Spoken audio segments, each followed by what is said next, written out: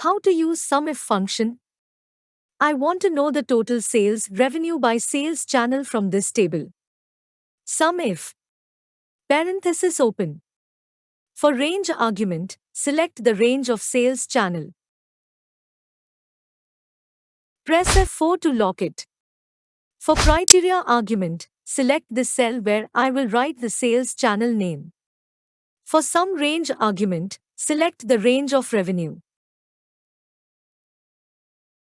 Press F4 to lock this range as well.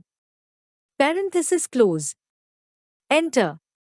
Now you can write channel out of this column and it will calculate its total revenue.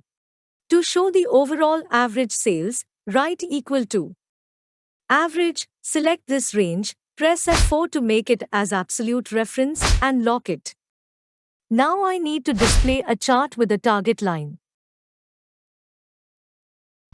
Select the table consist of total and average revenue by sales channel. If you are using Excel 365, then you can insert chart from here. For older Excel, simply click Insert and then insert this chart. For showing the target line, right-click on Chart and click on Change Chart Type.